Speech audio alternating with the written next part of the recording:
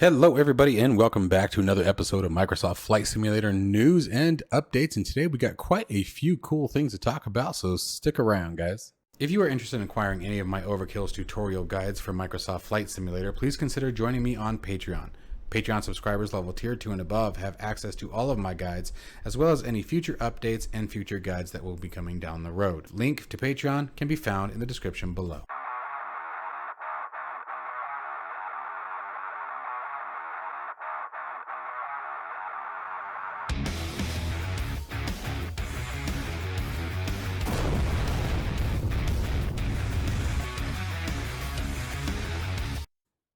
Okay, and as always, guys, feel free to just minimize this and listen to the sound of my soothing voice as I break down the latest in Microsoft Flight Simulator news.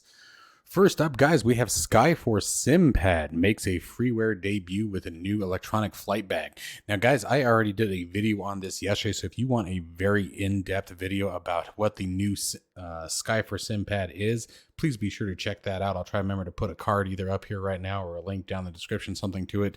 But this is a very, very awesome tool. Now, there's a freeware version that is launching as of October 25th, and it has 96%, I would say, of the features that are included with the premium version. The premium version comes out to $16.90. With that, you get a few more perks. Head on over to their website, guys, Skyforce SimPad or skyforcesim.com, and there is a breakdown very easily attainable that breaks down the differences between the payware and the freeware versions.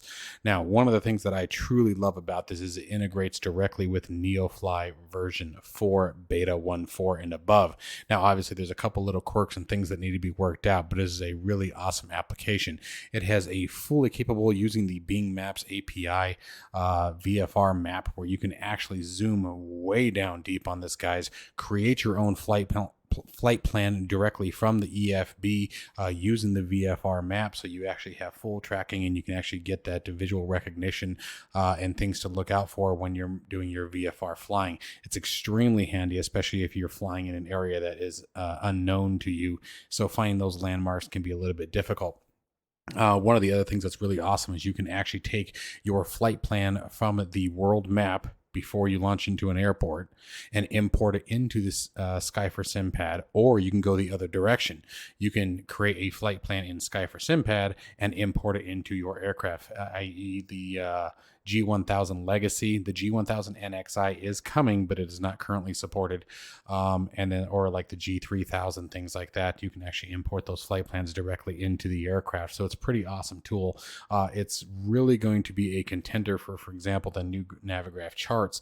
It has also notepads, PDF documentation or document support, meaning that you can upload PDF documents, just a ton of really cool things. Now, one of my favorite parts about it is also accessible through any portable device that has a web browser that is on the same Wi-Fi network or the LAN network, or however you want to do it. So laptops, cell phones, tablets, iPads, Android, doesn't really matter.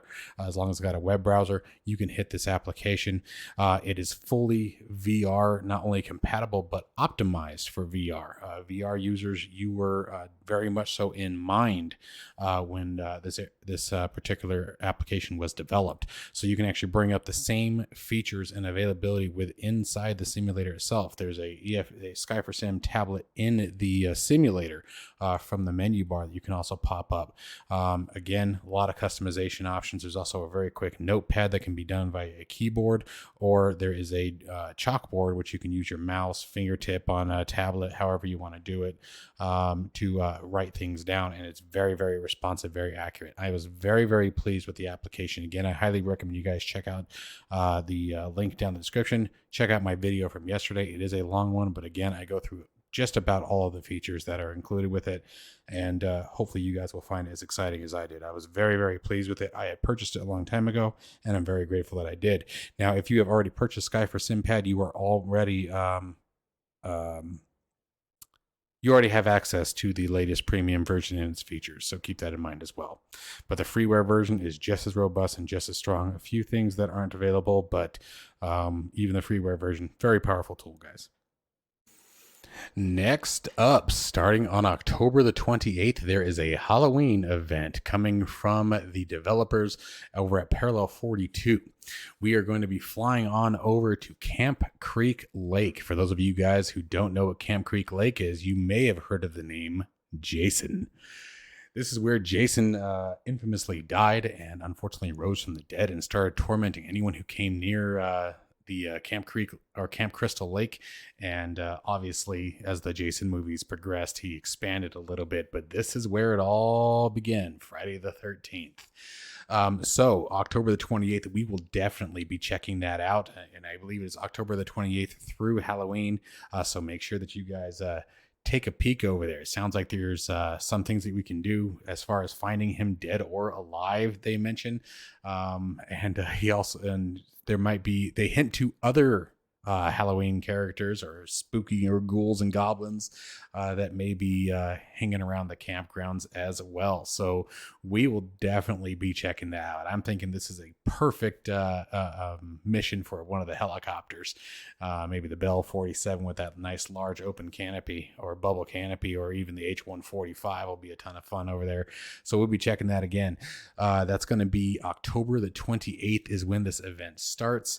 The ICAO code for this particular location is going to be 42 Charlie Lima. That's 42CL or Charlie Lima for Camp Crystal Lake, guys. This is really exciting. I was super stoked to find this out. So that should spice the Halloween season up for Microsoft Flight Simulator. And again, this is in partnership with Parallel 42 and I believe Orbix. Really excited that they've done this, guys. Now, one of the things that I will unfortunately have to shout out to all of you guys who are on the Xbox is, unfortunately, this is exclusive to PC or via the Orbix beginning October 28th. So I don't know if that means that if you go to the Orbix site, Xbox users, if you're able, I don't have the Xbox version, so I don't know if you're able to access some of their scenery and things like that from the Orbix site. That might be something to look into. But we're definitely going to be checking this one out, guys, possibly doing a live stream or two with this one. So that could be kind of fun. As always, let's go ahead and move on to the next one, but make sure you guys have a safe Halloween.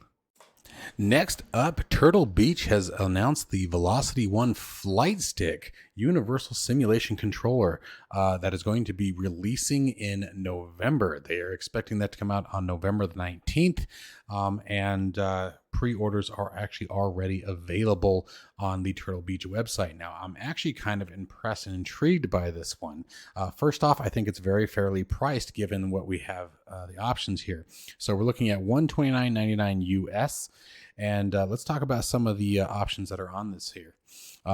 There is let's see here, we have huge range of control options. There are 8 high precision axes. So you have obviously your left, right, or X and Y axis. You also have the twist grip for your rudder pedals or anti-torque, if that's something that you're using it for a helicopter. You can rotate the stick on the main sensors as well.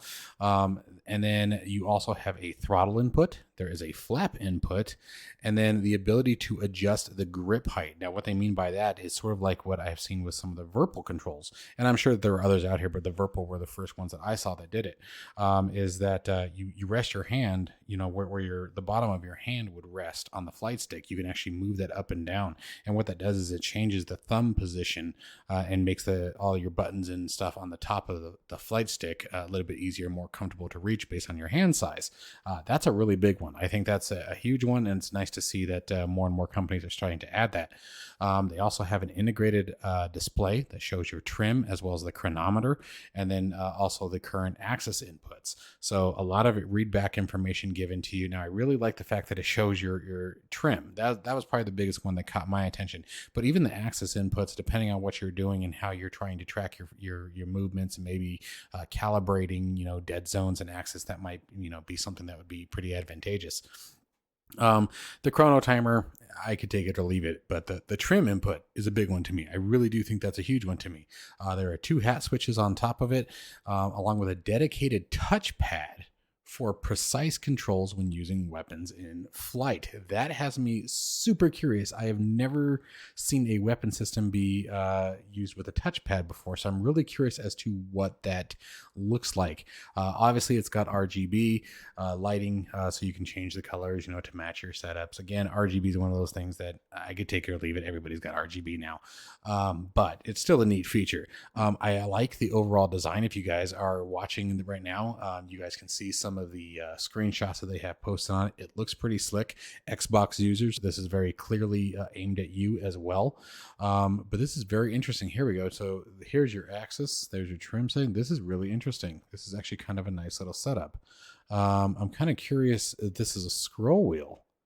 That's very interesting. And I'm guessing this target line, interesting. Yeah, I wouldn't mind seeing this thing in action. I actually am kind of intrigued by this because here's the thing. When it comes to generalized controls and especially when it comes to flight sticks, you spend a lot of money and there isn't a very large market out there for good quality and more diverse, I would say, configuration options when it comes to flight sticks. Flight sticks, you're typically, you're stuck with something that's got a very tiny throttle or very limited functionality, and then you have to turn around and buy a HOTAS system, right?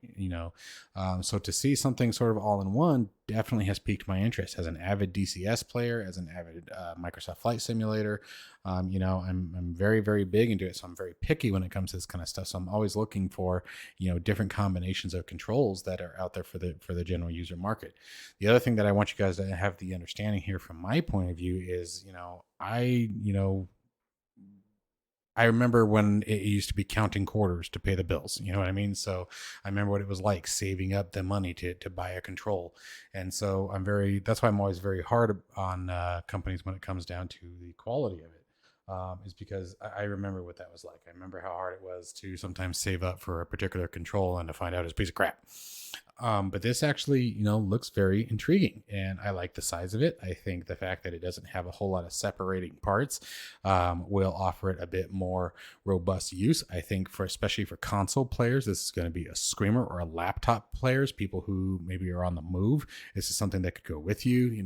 There's a lot of advantages I can see to this. So I'm going to see if I can get us a review copy. I'm not going to lie, guys, but we'll see what happens.